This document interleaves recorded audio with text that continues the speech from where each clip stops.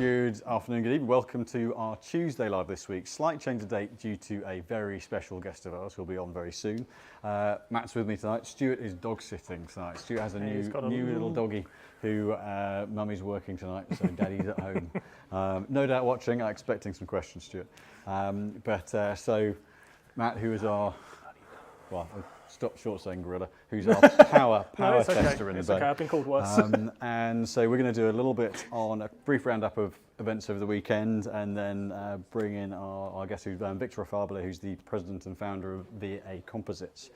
Do some great shafts. Been in existence as a shaft company for about, I think it's 7 or 8 years now.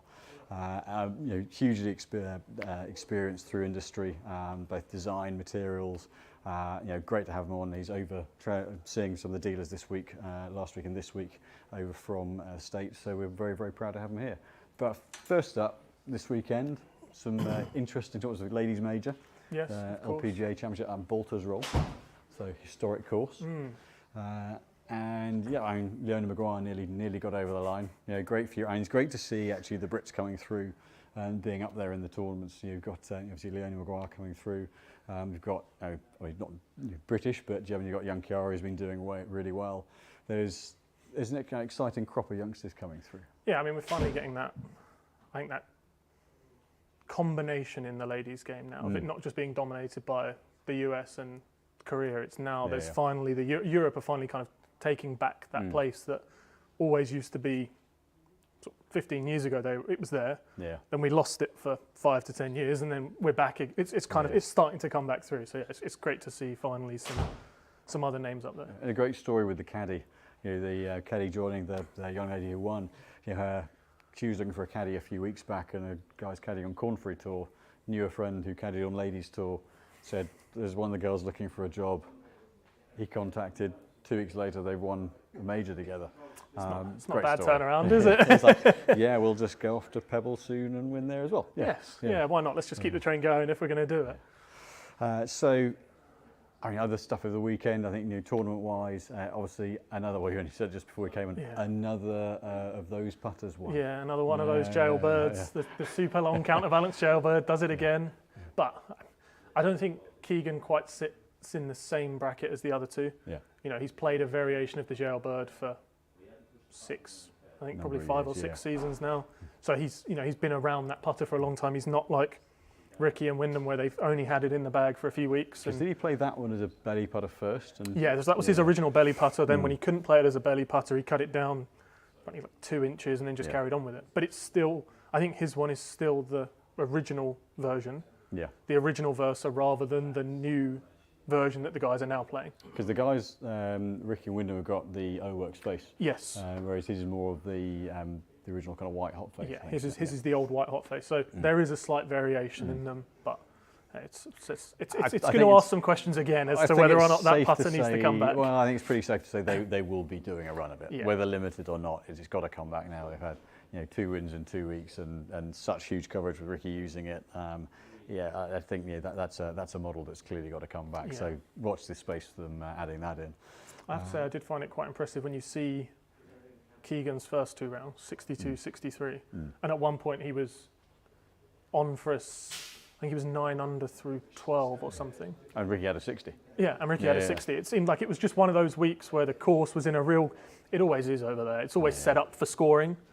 But it just looked like they had it set up perfectly for the guys to go and give it a proper good go. What do you think about Rory's comments? And I kind of get where he's coming from. 20 under, not winning. No, we've had it in Hawaii several times where like 24, 25 unders won. Is it just a case of that they're just that good and they're going to score low?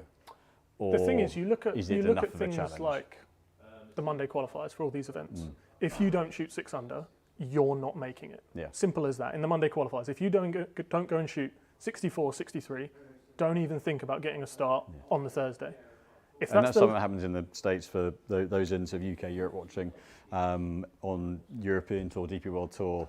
They've got their categories and they play based on that. Whereas in the States, there's always a Monday qualifier for each tournament, which has gives 3 or 4 everyone local a chance to get in.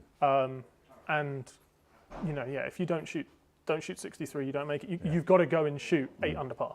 If you want to start, And at that point, if that's the level we're talking about, the guys that can't qualify, 24 under is going to happen every week. Yeah. If the course is not set up to be level par, it's going to be 22, 23 under. That's just how it's meant to be for those guys. Ultimately, the courses were designed 60, 70 years ago for that distance. They're now 60 yards up on that. They're going to make it play a lot easier. They're going to have wedges in their hands rather than 6-irons. Yeah, and there's only so much, so much land you can strip back and stretch it out. And actually, we've always seen from, take Augusta, there's so long they can make it, but if the conditions are right, the players are going to score. Doesn't matter. They're just that good. Yeah, just doesn't matter. And then yesterday, going on sort of ripping onto another open qualifying. Yes. We're getting close to Open Championship time now. Yes, it's that time of the year now where the wind matters. And I think that'll be fascinating with the conditions obviously we've had here. Load of rain, load of sun, load of rain, load of sun. It's got knock-on effects to some of the courses. We're only just saying that some of the, I think there are a few courses around here where the greens might be in trouble. Yeah, they're starting to look a little patchy in places. Yeah, but Hoylake last time was pretty soft. It played fairly damp, fairly soft, fairly kind of target golf. Unsurprisingly, Rory won last time he was out there. That kind of suits his game. And then the flip to the previous time, it was just baked out and hard when Tiger won. Yeah. So that could, the next couple of weeks, will make such a big difference to the way that course plays. I think if it stays current trend of weather, where it's just going to keep getting pretty good. more and more burnt out, I think you're going to see some silly long distances off the tee. Yeah. But I don't think you'll see good scores, because I think it will get too hard that they won't be able to play into the greens. And the rough's there's been enough rain to keep the rough rough's going. Going to go it's thick, not like it's going to go long. Carnoustie-like, but there's going to be some guts to the bottom of it. Yeah. So I don't think we've got long enough for it to bake out and dry out and thin out through. And I imagine they'll tighten the fairways up because they know that it's going to be running. Let's actually punish the guys that maybe do hit the fairway but the wrong side of it, because otherwise it is going to be 15, 20 under that wins it, and the Open, they don't want to see that. Yeah. So a good note from Stuart, Barney the dog and Stuart are all tuned in. So thanks, Stuart. Good to see you. I was going to say Happy Tuesday there. So I think we are very shortly due to bring Victor in. He's just mic checking. Nice bit of a roundup from the weekend. I think this week European Tour's playing in. I know you saw this one earlier, and I just mind blank. Belfry. Yeah. Oh, is it Belfry this Belfry, week? British Masters. Oh, of course Belfry. it is, yes. And then Liver at Valderrama. So that'll be interesting to see that course. Of course, and then you've got here. Sergio around there who's pretty and then good. they're here, is it next week there in London? Yeah, shortly. Yeah. So I think now time to bring in the special guest. So Vic's just kind of preparing himself, just make him camera ready. Charge. Victor. How's Mr. it going? Afable, Good to see you. How are you guys? Good to see you. So Good to be Vic, here. hot-footed over from Pinehurst via Italy, via Scotland. Scotland, you name it. We've been everywhere. Yeah. Appalled at the amount of light that there is and how early the sun It's good to comes be up. here Yeah. by EasyJet. But great to do a live in person. I think having yourself over, being able to, obviously you've got the new products out, but be able to kind of have the option for people to send in questions to someone so revered in industry. But no, with the knowledge you've got to At least have old. that to hand. At least old in the industry. Experienced. Experienced. May not be knowledgeable, but experienced. And I don't know about you, but I think this year, just generally equipment-wise, whether it's heads, shafts, I think this is probably one of the best I've ever seen industry-wise for quality of product, and from us, from a fitting point of view, the ability to kind of really go to what suits someone and not have to compromise. Yeah. There is now, everything is covered in some form, whether it's head, whether it's new shafts that have appeared. There is something out there for everyone that's built for that person. Yeah, and we probably have a shaft that's, one shaft for somebody out there. And I'm sure our competitors, whoever, everybody has a shaft out there. But it's kind of fun to come up with new designs, new colors, right? New high performance shafts, new materials. And, that's what we're about is high performance, have fun, and make players better. When you're developing, like, so obviously you've now got 8-9 products in the wood range of shafts. Are you looking at kind of developing on or from the platform of products you've already got and kind of almost making them a kind of a Mark II kind of product, or looking at gaps in what you've got and saying, right, this is where performance is going, we need to be going that way? Or how, I think that's twofold. Is that we launched Raijin right when we started the company 7 years ago, and quite honestly, 5 years, I like to freshen it up. We like to come up with new graphics. Heather comes up with new graphics, and she's around the corner there, actually working. So. The ear's always listening, though. Yeah, they're always listening. Yeah. 2 conversations at one time. But we like to, after 5 years, we like to freshen it up. And in this case, in the Raijin, we actually, all new graphics, and then the structure's actually completely different. As you can say, that's a really different shelf to the first generation. Yeah. They really don't have anything to do with each other except in the name. So for those that aren't familiar with that, the Raijin series, the Raijin 2.0. Yep. So, yeah, I mean, when this one came out, when we first hit that, it was a case of, it was very, very much not a 2.0 version of the first one. Right, yeah. Yeah, there was a little bit of shock on our face. Right. When Wow, that's different. I like to surprise you guys so often. Certainly keep us on our toes. I don't like to give too much information, just surprise you. Yeah. No, but and then the second part of that question is, we do look at our line and we look at the bend profiles and what type of player those bend profiles actually fit. Even though one bend profile can fit a high swing speed, or it could fit a low swing speed, right? Yeah. But obviously, as you guys know, one shaft's going to fit somebody better than the other. Yeah. So we kind of look at the profiles and we look what's missing, and thus that's how we came up with. We'll get to it later on as the Sinister. Yeah. So. I mean, there's actually a good question came in. I think it's coming actually from Stuart, who would normally be in the live here. He said, question for you is, where do you see shaft design moving to in the next 10 years? Is it? I mean, clearly materials have to be the main driver of it because of the being able to go thinner, better quality graphite. It just gives you so much more, a much greater ability to manipulate the shaft and how it's structured. Right. Yeah. I mean, we're always looking at new materials to create better shafts, better feel, tighter dispersion, everything that we always preach, what we're really trying to achieve. And we're looking at some new exotic materials out of Japan, out of Toray, that we're testing. And you and I just talked about that. We're going to send a couple of those X Flexes, because we've got a guy that swings at 128. 128 whilst I'm just getting warm. Yeah, 128 is just like an animal. So I can do that cumulatively. And then we have the semi-animal that goes, I don't know, what are you at, 118, 115? No, more about 110, 111. Yeah. But he hits it solid, and he has a short game unlike yourself. Yeah, exactly. That's the difference. You can actually chip. That's how you go low, short game. You haven't played with me for a long time. If you think I've got a short game, no. But I remember James, though. Yeah. There's one shot of James Bay Hill. I will never forget. The tree came down, nearly hit a guy working on the course. Exactly. Nearly killed him. I think I've nearly died laughing. Yeah, we had a pretty good laugh about that one. But I mean, materials play a big role on what we're trying to do, trying to match up maybe new heads and whatever's going on in the world of heads. But we all know that we've kind of reached that limitation, and now we just have various versions of different OEM heads, and now we're looking at the engine.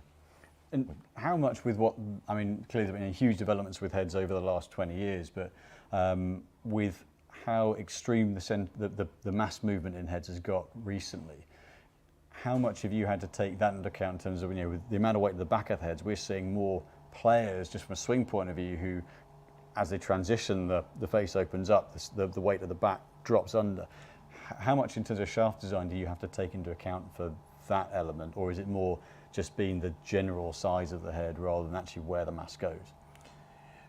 We don't really do. I mean, we're not trying to design a shaft to maybe the new player profile and the way they swing, because it seems like players are swinging differently than they used to, right? We all know that. Definitely. But you know, that's why we have 9 different options, and you guys are the doctors, and you guys are going to prescribe the right medicine, and you know a lot more about that on actually, you know, on how the shaft is going to interact with the person as well as the head. Yeah.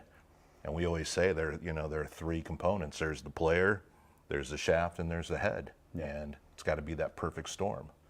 And you know a lot more about that than I do, but you know we do.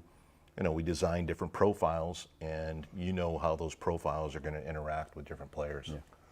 So I think let's get there's a question we'll come back to from Brian, because as we go through the shaft models, that's something we can come on to there. But I think let's focus on the new model, the Sinister. So been something that we talked about, I think when we chatted in Orlando at the trade show. I think we talked about that in one of the videos we did there. How long is a shaft in development from kind of concept to production? I would say we launched probably 2 months ago. I would say, right? Is it about right? Yeah. It was probably 2 months ago. At least a year, maybe a year and a half. Just kind of tweaking the designs, making sure that we're getting the right numbers when we're doing the testing. Yeah. And I think, this sounds like a pitch, but this is truly truly a winner. Yeah, I think this is a shaft. We're going to break off from commercial here. No. Yeah. This is a part that we've noticed that there are every now and then a shaft comes in or product comes in that makes all of the fitters sort of sit and go, oh, that's different. And this is absolutely, and not just because you're here, it's absolutely one of them. You know, 2 of the guys already of gaming these. I'm doing a bit more testing on it, but it's certainly one that's piqued my attention too. But I think, you know, with this shaft in particular, what were you most pleased about with this shaft? So, and kind of getting back to your question on, you know, how we design shafts, we feel like we had a little bit of a hole in I hate to say better player, but one of the shafts that a better player would use. And this is truly a low to mid launch shaft. Yeah. And you guys know you're playing it, you're testing it, but you know that the launch is definitely a lot lower, and it's a true low to mid. And I would say the other shafts in our line are Drago and Nemesis, which those are basically the same design profiles except for the counterbalance on the Nemesis, and then we have the Raijin Black. Those are probably, like, if you are a high swing speed player and you really load it, create some pretty good speed, these are great shafts. But this one, you're going to see more of a piercing flight. I mean, the feedback's been great in the last month. I mean, you get a lot of guys writing in that they've increased 3 miles an hour, 4 miles an hour swing speed. You have one of your guys back here that's 8 miles an hour. He might be lying. Were you lying or true? There you go. True. True. I did the fit. That's true. There you go. Yeah, True. that is true. I did the fit. So, that's amazing. And, it might be that you did a great fit with the right shaft with the right head and the right player. Only might but be. still, to gain that much club head speeds is awesome. And, so that's, we're excited. The graphics are definitely VA graphics. They certainly And, are. You know about it. I think the thing is, I said to him, I said, that screams Heather. Yep. There is no way you designed that color scheme. Yep. That is definitely your better half. Yeah, she had fun with that one, and it pops. It looks, You know about it as soon as you see it. That's for sure. I thought it came out really, really good looking. Yeah. So. I think the noticeable thing is, I'm going to hit a couple of we'll talk about it, but I think for a lower launching, stable flighted lower spin shaft, the bit that I think is most impressive with this, it changes a bit between the 4, the stiff, and the 5, the X. But the 4 in particular, there's a load of loading and feedback through this. But then when you get through to impact, that bottom end's so stable. Yeah. I think that's the bit that, as you alluded to earlier, we're now able to get feel out of a low spin stable shaft. Yeah, exactly. You just have to make the decision. I want low spin, but I'm going to give up feel, or have a responsive shaft, but maybe give up a little bit of spin control. And this has definitely got both. Yeah, I feel like we've hit a lot of good points there, and and feel being a very important aspect there. I also think it's quite impressive that it's done it without going to the heavy end of the 60. Yeah. You know, that's 64 in the stiff, 66 in the X. It's not a 69 and 71 calling it, which is what some of them, you know, for example, like Ventus Blue is on the heavier end within that. Ventus Black is on the heavier end within that. It's not, you guys have managed to design it with this one in the same profile, but without adding 4 or 5 grams, which makes a huge difference. But that's what we always see. I don't know whether this is something that within shaft design side of things, but most of the shafts in like the 50 or 55 kind of bracket are 55 to 60, and the 60 bracket are 65 to 70 and carries on. There aren't that many in the 60 to 65, 70 to 75, 50 to 55. It's always the upper end of the weight boundary. Yeah, especially in the X flexes or the higher or the stiffer weight flexes. Actually, just that alone, you know, gives Opens this one a a little door bit of that we something didn't necessarily have with other models. Yeah. Exactly. So I'm going to hit a couple. I got it in the 430 LS head, and so my gamer driver is M4 with graphite design, the XC6, which is a very similar weight. So this is always one I was interested in testing. But I think one of the things that, as I hit one, that you really get out of it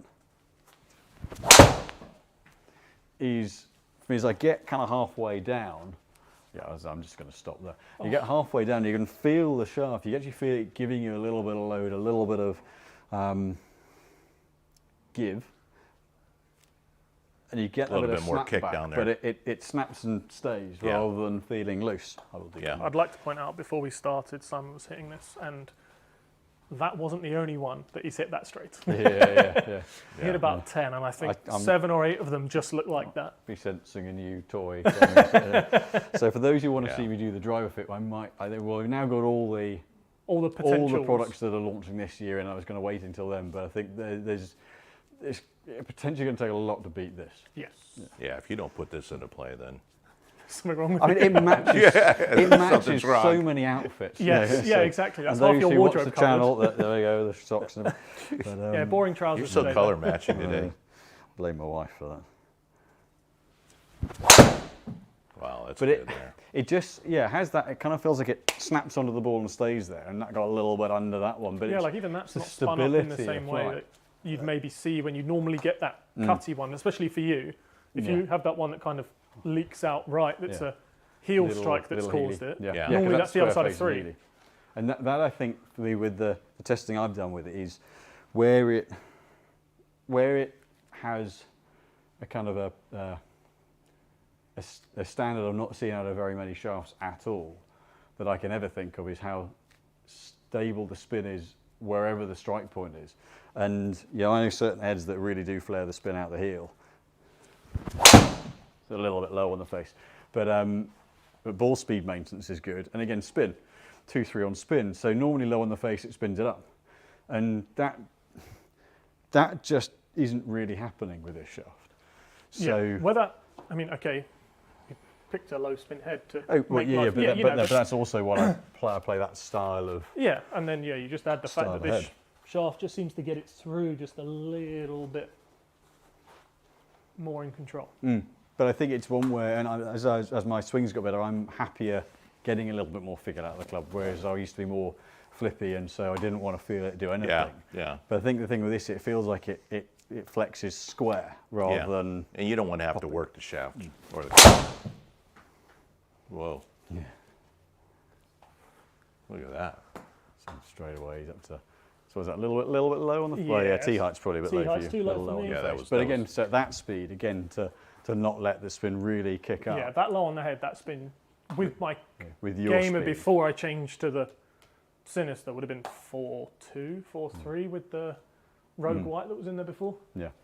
You think your ball speeds up a little bit with this? On those ones, definitely. On the lower ones, it's definitely up. And on the well-struck ones, it is 2-3 mile an hour up on that.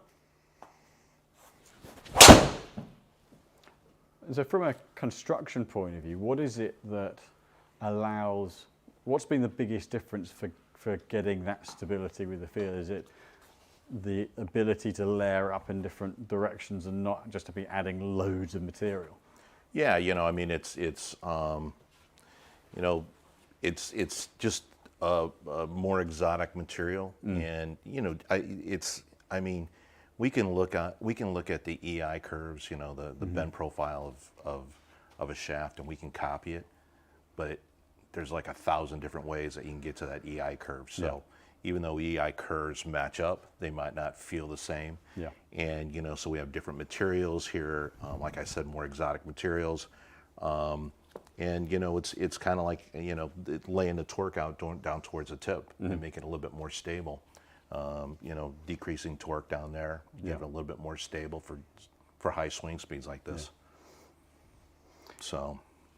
And in terms of how many sources of graphite do you have? Is there a kind of one main company that you source your materials from, or how many do you get them from? There could be 5 different sources within that specific shaft, and you know, the shafts that are a lot less expensive, that you know, we may put in stock or whatever, trying to keep the cost down. That could be one source where you're using more generic materials to get the cost down. But you know, I don't think you're going to get the same feel, personal feeling. And the feel side is something that matches over really well into the iron shaft of the series, which has the same, has the same graphic elements to it. But I think you know, with this one, you've got the addition of tungsten into the tip section as well. Well, actually, we went a little bit further than this. Number one, this is the first time that we've actually gone, you know, our iron series and the Badass and the Raijin 2.0. The heaviest we had was 85 grams. And that really, you know, we really wanted to touch that player that's a little bit, you know, that's the better player that plays the 110s and the 105s. So what we did here, which costs us more money to do, but we've got this, we have tungsten infused throughout the shaft. And so we can increase the weight without increasing the wall thickness. So a lot of times for us to get a shaft heavier, we increase the wall thickness. So if you go from like a 65 gram to a 75 gram, it's basically the same layout. We're just making it a little bit thicker to get our weights. And so it's kind of cool. As well. So it's cool because it's you know, it's a thinner wall. It's going to give you a little bit different feel. Some may argue good feel, bad feel, I don't know, but we think it's good feel. And the ending of this sort of, particularly in the heavier weights, you've got it's a 70, 80, 90, 110. Have I got that right? On this one, 80, 90, 80, 90, 110. 80, 90, and 110, and actually the 90 is probably a little bit closer to 95. But I think certainly the 110, it's that, like with the drive, it's that little bit of loading, a little bit of feedback you get, which actually with a lot of all graphite shafts at this sort of weight, they can end up, because of the amount of material, they can end up a little bit hard, a little bit dead. But the tungsten fused through actually also gives a flow of weight that's different in this through the bottom half. So it's much more a halfway house in terms of a step from steel to this to an all graphite, so which you don't really see very much, and then maintaining the feel. So really quite a different shaft. You know, and the feedback I've had some really good friends that have switched over to this particular shaft, and the feedback is that they've had to adjust the lofts on their irons to get the right yardage, because they're, you know, 7 irons going 210 or something like that. You know, you want to dial it back and get it to where you want it to be. So, but and I'm telling you, I mean, it's been good. I think it's going to be a winner. The testing I've done with shafts around that weight, just for myself, because constant injuries on wrists and elbows, I'm thinking of going down the route of something a little easier on the body. Nothing feels as stable as that. You know, steel fiber just has always felt a little, for me, just always felt a little imbalanced in that sort of heavier end. The new Acra 115 is close, but keeping weight down, but feel. But without it getting so light that it feels like it's a fishing rod. There's just, for me, nothing gets close to that as that. If I was going to go away from something 130 in steel, that's probably where I'd end up going. So it's good for us. It's good for you guys. There's more offering now, you know. And now our weights go from 55 grams all the way, it might be in 40 grams, 45 grams in some of the lines, all the way up to 45, all the way up to 110 now. So a lot more a lot more options. Yeah, the spread is, and that's like we were saying earlier. There's now so many options out there that you really can dial the club in for the player rather than going, Right. This is kind of nearly there, but it's kind of all we got. You can really kind of fine tune in. So I think let's have a look at some of the other models as well, because time moves fast when you're having fun. Yeah. So actually, there's a question from earlier on. Brian saying he plays the Nemesis both driver and 3-wood. Is there a new version in the pipeline? Nemesis being so we have the Nemesis Hybrid right now as well, and we have the weights are let's see, what is it, 55, 65, 45. Yeah, 45 through yeah, 75. all the way up, similar to the Drago. Yeah. I don't know, maybe irons, but I'm not totally sure that a counterbalanced iron is a good option. I think, in the wood shaft. right now it's got to be the other way. I don't know. Yeah. But I guess to answer your question is not at this time. We don't. Yeah. We might be extending some other lines. And in terms of We actually talked. I'm sorry. We actually talked about doing the Drago in a hybrid that's going to be a little bit heavier, more like a 90-gram version. Okay. Yeah, because it's the 65 at the moment. Yeah, it's which actually is a little, with wood shafts have that bit of feel through the bottom half. Yep. The hybrid is a higher balance shaft for that Right. weight. It's so definitely a it's different kind of a slightly feel different within the same family. playing Yep. feel. But Yep. within your range, over these, which model has been the most successful for you relative to? We literally had this conversation at lunch today, and everything across the board is really even for us. Obviously, when you launch Nemesis, you're going to sell a lot more Nemesis right off the bat. But as time goes by, it seems like everything's pretty even. Evens out. So I think we've done a really good job of offering a lot of different options that all do well. I think you've got the stability, like the Raijin Black and the Raijin 2.0, really kind of solid, stable products, and the Raijin Black with the much more tip stable and tip heavy. And then you're moving into, now with the Sinister, Drago's got that little bit more feedback through it, but again, pretty tip stable. Then we're moving into Villain, which has that little bit more play in it, Slay with a softer tip. There's a really good coverage across balance points and I guess, tip softness and stiffness and feel profiles. Some are great fairway shafts like Villain and Slay in particular. The Villain, like the 75 and the Villain, like Lewis plays that. I mean, it's been great shaft in the fairway wood in particular. Yeah, and price obviously dictates volume, right? So we'll do a lot more Badass. Badass is almost its own franchise these days. I mean, it's a great value shaft. It doesn't. It's a great performing shaft for the value, for the cost, and it just meets a different segment of people. It's not that it's worse than the Raijin Black. It's just another different option. Yeah. But obviously, as you get in the Raijin Black at a $550 shaft, you're not going to sell as many. So. Yeah. But from take away those two shafts, the top and the bottom. That everything else is pretty even across the board. Yeah, I think we've probably. It's funny, we go through kind of phases of certain models. We'll suddenly haven't done some for a while, and suddenly we'll do 4 or 5 of them, and then there'll be a kind of another shaft will come. We'll do 4 or 5 of those.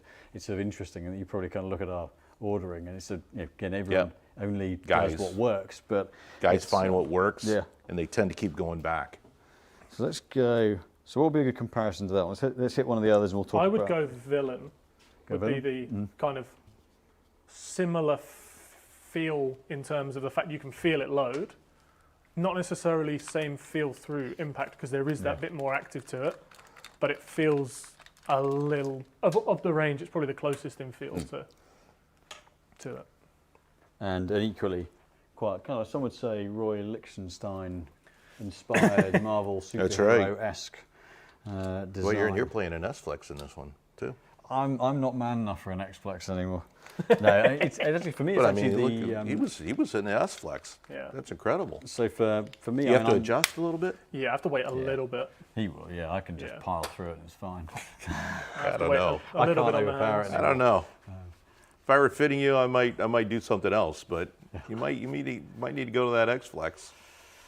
I don't know, pride can always take over at some point. A good question from the best name of anyone on here, Norwegian Warhound. Product strictly aftermarket, and if so, any plans on getting into a stock offering for a club manufacturer? Yeah, not at this time. It's never been, it's never been my game, and it's very difficult to keep up. I mean, if there were some limited release projects, or like a limited driver we might do with somebody, I'd entertain that. But it's a whole nother ball game out there. It's a sort of and I get why some brands do it, because it's great marketing. So obviously there's a version of Aventus, an Aventus TR, which don't have any Velocore. And they're a lot larger companies than ours. Yeah, they can handle that. I mean, we're more boutique, we're more focused. We have a lot of great dealers worldwide, and that's kind of where we've concentrated our business. And there are a few of the companies like yourselves where they've made an active decision not to go into fitting carts or go into sort of big brand custom options, because they want people to properly be tested for them, fit them, go to people who are going to make sure the product works and is the right one, and then you're using the right person using the right shaft. You're exactly right. I mean, that's you can't you shouldn't be able to go anywhere and just buy our shaft raw off the wall. You see this video right here and you're like, man, I want that Sinister 65S, because what you guys have just done and have seen great numbers. But we want you to come in and get fit and make sure that shaft is the right shaft for you. And it goes both ways. Sometimes guys like the looks of it, they like everything about it, and the numbers aren't there, but they're still going to buy it. Or the numbers are there and they don't like the looks and they don't buy it. It goes both ways. There have been shafts where that has happened, where we've had you get amazing numbers and someone goes, I can't use that. I would never hear the end of it from my playing partner. So Villain series, this is designed around a little bit more tip responsiveness. Definitely a softer handle profile. Really smooth feeling shaft. I think in terms of balance point, with Sinister's a little bit more towards the toe, and this is quite an even balance through.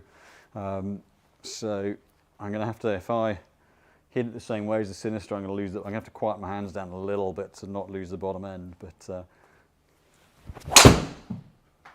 definitely, I mean, notably a little bit more of activity in the bottom end.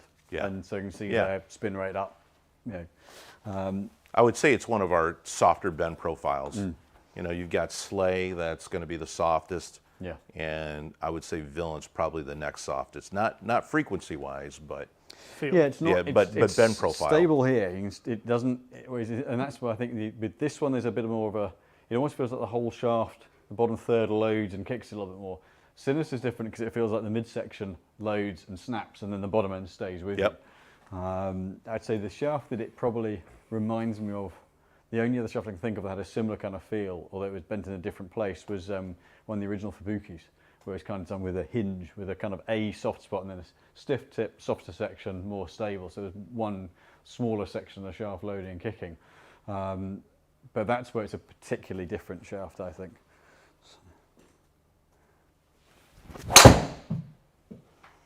So definitely so when I've got to kind of rein it back a little bit, and you see where, for me, where the spin's then gone up.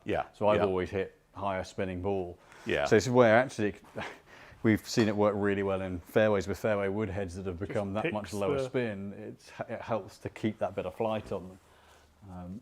I'd definitely say this and the Slay fairway woods it really does everything you need for a fairway wood. Just has that for sure. It gets the ball up in the air a lot easier. So if I quiet action down a little bit, timing improves. But I can see where the launch angle is. It launches up. So obviously my action is just timing's changing a little bit, but so it's doing exactly what what it's really. How much you're going to fly that? It's doing exactly what it's designed to do, and it's getting higher up in the air. The good thing about Simon is Simon has a really good feel for what the shaft is doing, and that's why you're actually good when we're doing new shafts to get feedback. Whereas you do set yourself up for a fall and you say, does it do this? You go, oh Didn't see it. No, I won't tell you. You just have to tell me what you think it's doing. So interesting question whilst Matt's sitting. So actually, again, spin stability there. No, it didn't pick it up. I didn't pick up that. No, we'll blame that on the tech. No, there we go. Oh. No, it has picked it up. And even though, again, spin stability. Yeah. So a question from Neil Mackey, if that's the right pronunciation, apologies if not. As counterbalance shafts and especially lighter shafts get better and better, do we see head weights increasing to allow for increased discretionary weight manipulation to improve off-center strikes? Honestly, I think we've seen that already. I think that what you can't do from a fitting point of view and timing point of view, you can't counterbalance and add head weight and have the club swing the same. So it just doesn't work that way because the flow of the weight changes. So how someone moves and how the club comes with them, that kind of swing weight question, so Ping do it, they go slightly heavier head, counterweight the shaft. Whee! So the swing weight, the static balance stays the same, but you're pushing more weight to each end of the club. So if you were to do that, it would be for such a small percentage of people. And actually head weights are massively sensitive, or players are massively sensitive to head weight. So if you change head weight by 2 or 3 grams, then you're going to throw timing off for too many people. So I think we've already got to the point where we're seeing now from a fitting point of view, head weights, extremity of head weight. So take the paradigms, they've got heavy face, very light kind of center section to the head and a heavy weight at the back. And that separation of weight's already starting to create some issues for players as they transition and the weight at the back drops open. I don't see how much more they can go with it without it having a negative effect on quite a lot of players. So, and I don't think you can just counterbalance that to save it. So it's going to be just a very small amount of people who that would work for. And I think we've got to the point where they've done a lot of that, and I'm not going to say optimized it, but we're definitely seeing from a head shape point of view as to what works and what maybe doesn't this year. Yeah. There's definitely been a change in that it's not necessarily here's the most forgiving head by design. This will work no matter where you strike it. Yeah. Because they're so reined back. The weight is so far back, and as you say, there's that major separation. We are definitely seeing if you've got someone that's not, I hate to say it like you, where you're very neutral with the path. If you've got someone that's sort of more that sort of shape, club path 4 inside, they just cannot get the face to it. It's actually harder to square it off. Actually, at that point, counterbalance just makes it even more inconsistent. Yeah. So, so there's a sort of long answer. Actually, another question there from Dave Hurley. What's the difference between stepped shafts and no steps? It's just a production method. Technically, it's about energy transfer through the shaft, but it's kind of 2 different ways of skinning a cat.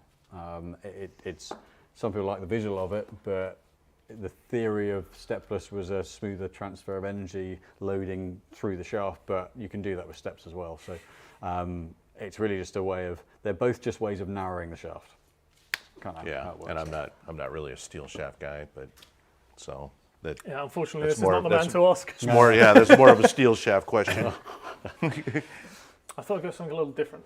Okay, Raijin 2.0, yeah. So just purely where we discussed it earlier, and it's one of the more of your recent releases. It's on the list of one of the more recent ones. Thought I'd kind of go there as the. And so with this one, with the change from, well, not a change from, with I guess the this design in particular, what was the primary focus of this one? Well, this one's designed a little bit differently, or I should say manufactured a little bit differently. It's filament wound as opposed to sheet wrapped. Yep. As you know, most of our shafts are sheet wrapped, and just because we might know what that is, but for people watching, so filament winding is basically, if you this is going to be basics, but if this was a steel mandrel, the steel mandrel will be spinning, and then you have your fibers going back and forth along the shaft in order to build the shaft. So a lot of it more computer driven as opposed to handmade, and very very stable, very concentric, just a different feel. Yeah, and the sheet is a true with sheet of right. When we first tested this, it was a very different feel. To be honest, anything else, even in the line, it was this is. Yeah, I'd be more interested. Somewhere real different with this one. I'd be more interested to hear your take on what what your thoughts are and feel compared to sheet wrapped, and So you're not only dealing with, you know, an S or an X or a 65 or a 75, you're dealing with the way it's manufactured as well. So we'll get a bit of a hit with this one. And certainly I think when we first did it, it was that feeling it's quite a tip heavy shaft. So swing weight plays heavier swing weight wise than Nemesis counterbalance, so I'm going to discount that one, but take the billet we just hit. Really neutral balance profile through, plays slightly lighter balance than most of the other range, but this one's much more in that lower balance point. So certainly a shaft, if you want someone to feel like they've got something to hit against, I think this is a great shaft for that. But noticeably tighter all the way through. You don't get that sense of load and pop. Here he goes. I'm going to set my expectations way too high for the next time I go to the golf course. Is there any shaft that he hits that he doesn't hit well? That's what I want to know. Autoflex. You didn't see when I was testing the Axiom, I shanked a couple. He did hit a couple. Hey, let's pull that out then. Let's do a comparison test. But yeah, definitely a kind of shaft that feels like it wants to be worked. Yeah, it's for someone who hits it, definitely. Yeah, to kind of get the responsiveness, to get anything out. There are going to be a load of players that might feel it's a bit. I hate to use the word dead, but it has a little bit border feel to it. I would say it's not. I don't know. It's not for that kind of gradual. It's not so many kind of. But I mean, we do really well with this shaft. A lot of people playing this shaft. A little more like Dimana whiteboard in terms of if you kind of take that as your old school feel profiles of red, blue, white. This is definitely on that white end of. There's not a lot of feel through the impact zone in the same way that Sinister's the other side of that. You get a lot more feel through that. But then someone who's got a left tendency miswise, historically loved this kind of feel because they can fucking get into it, and it's not. You know the shaft's not getting out on you. You know you can get through it, and it's going to stay right with you. And so this is the stiff. So interesting question come up there.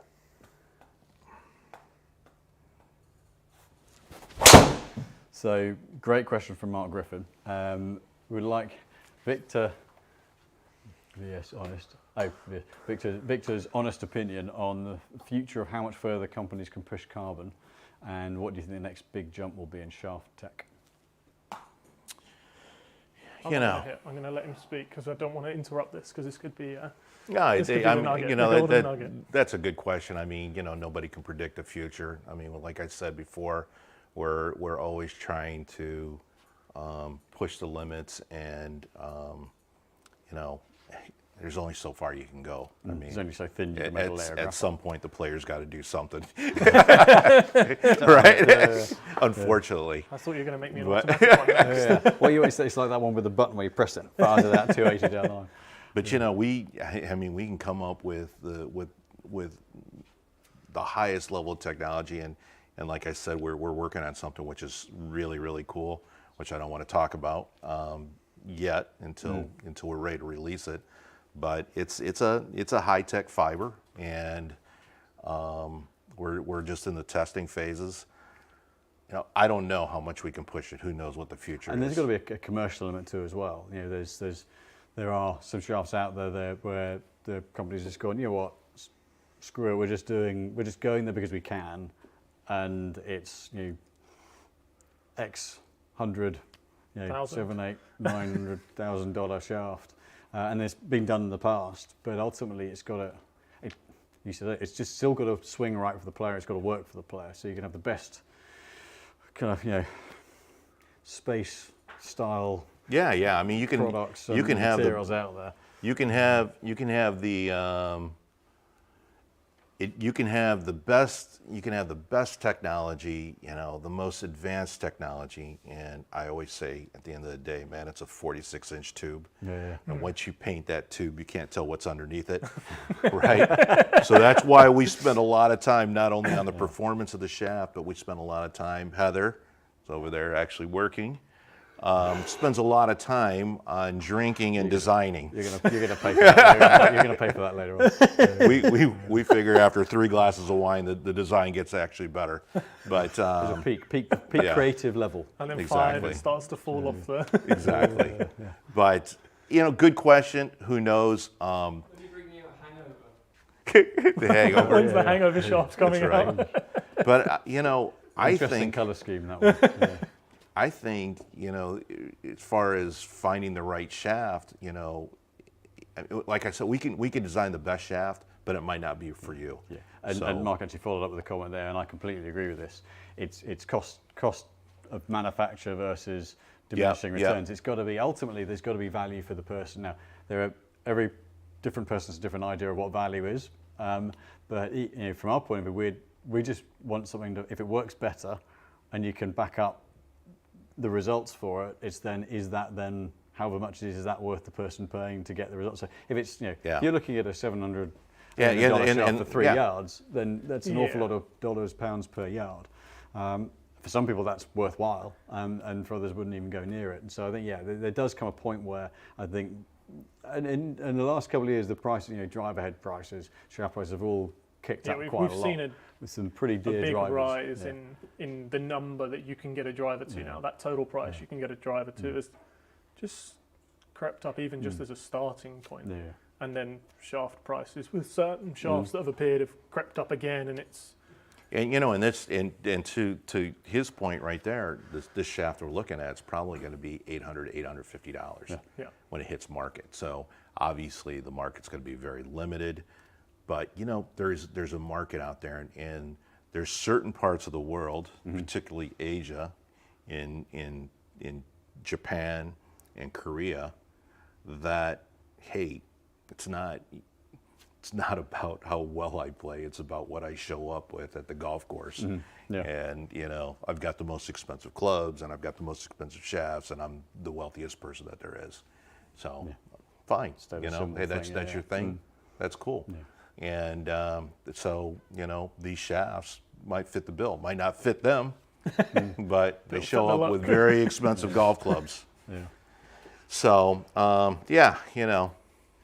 And there's one other question, then I'll come onto one of the product with you. It said from Stu, does a stiffer flex shaft cause a heel strike or vice versa? Does it cause a lower ball flight? Technically, the firmer you go in flex, there's less load and kick. So in principle, stiffer equals a little bit lower, but it is very, very marginal. And how you deliver the club based on balance and timing, that is going to override anything that the shaft can do from a flight point of view, just by the way it bends.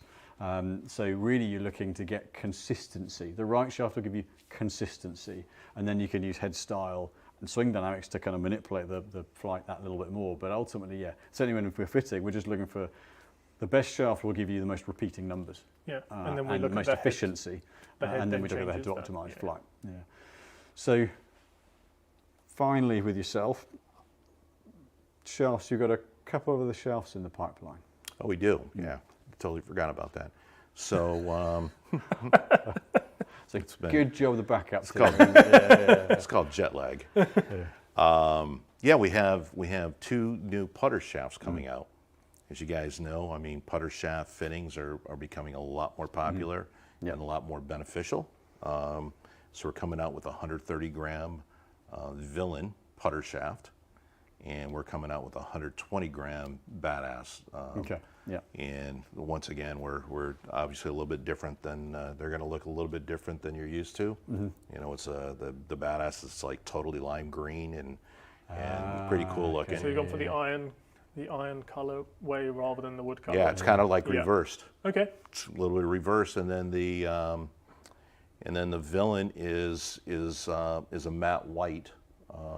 So that's cool, pretty cool looking. I wish I would have had some here, but we're just in our final.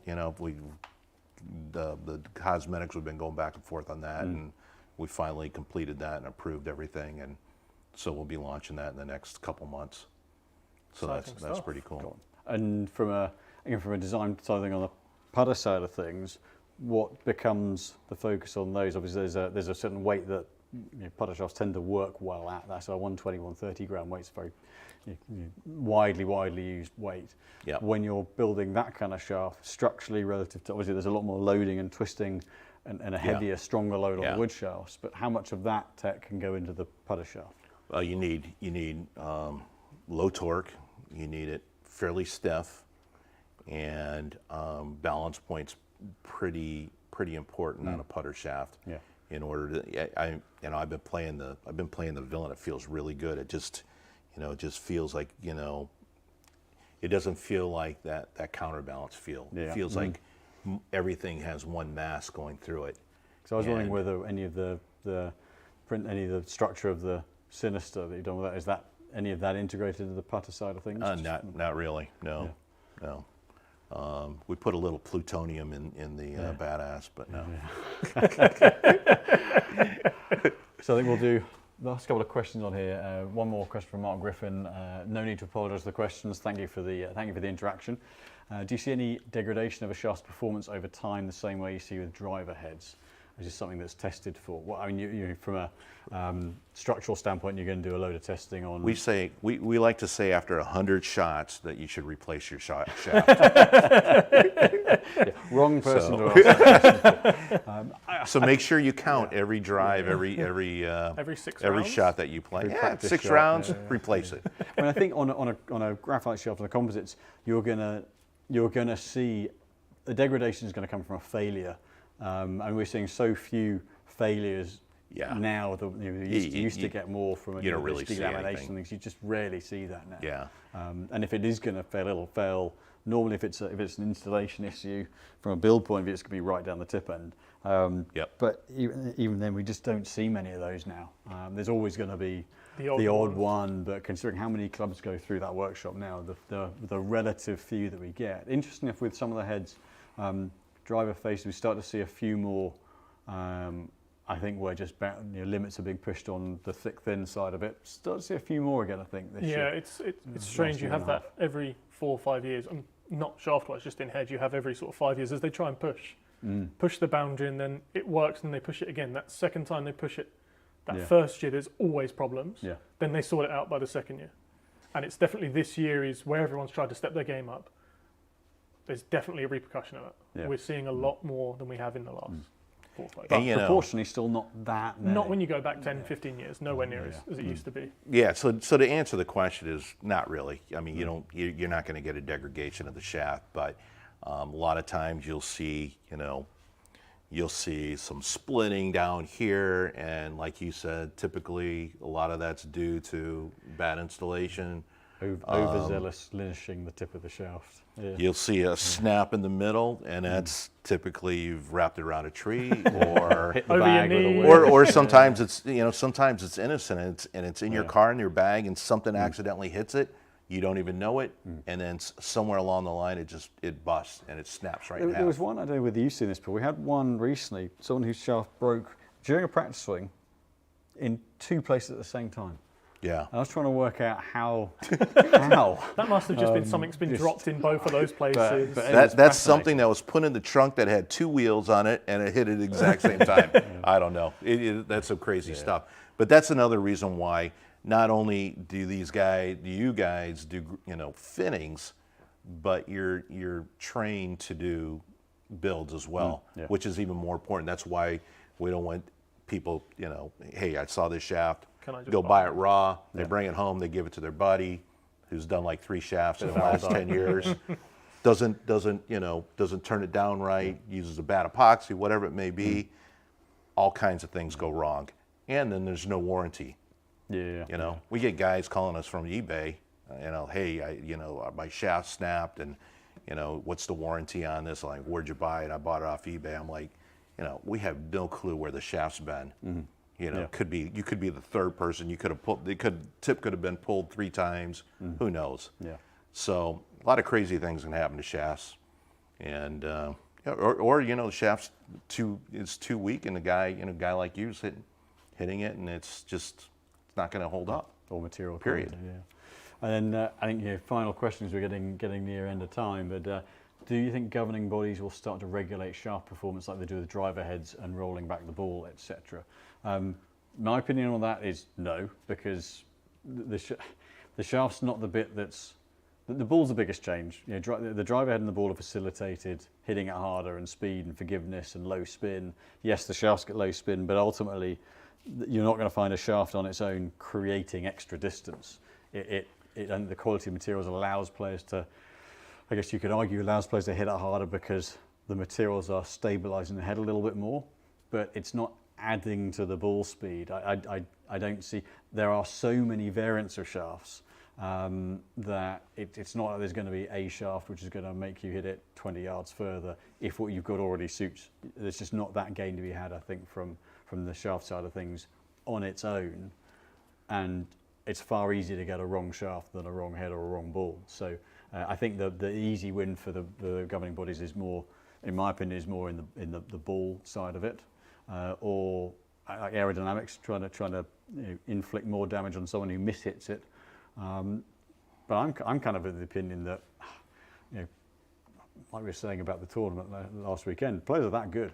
So yeah, I would be in the camp of just let them go, just let them do what they can, and let the scores reflect that. Yeah, I don't want to see players be made to play worse, but I maybe asking them to be a little bit more accurate on strike, and be punished more if a ball deviates and is going to deviate a bit further. But I don't necessarily personally think rolling it back's the right way, but just punish people on the miss hit.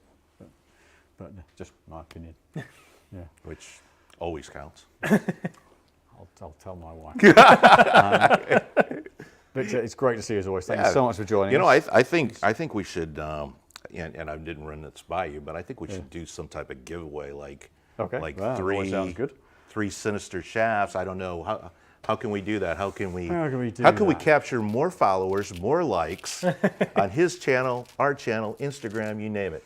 So we need to come up with that. But I'm gonna leave this in the hands of the Precision boys, that we will give away. You're gonna have to obviously come in and get custom fit. Well, I think what we should do is that with the 3 best reasons for being given one.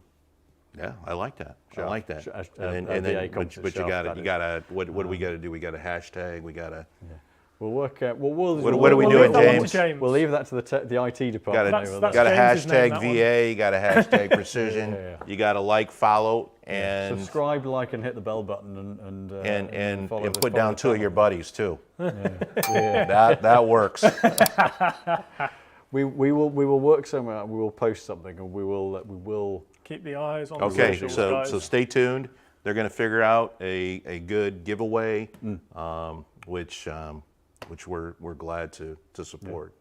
Yeah. And thanks for having me. Thanks for coming over, especially for the channel. Good to see you too. This guy's an animal. Thank you everyone for watching, and thanks for all the questions, the interaction. It's always great. It's what makes these lives. So thanks for tuning in. And we'll be back on Monday next week. So back to the usual slot, 6 p.m. Monday. Thanks for joining us, and we will look forward to seeing you next week.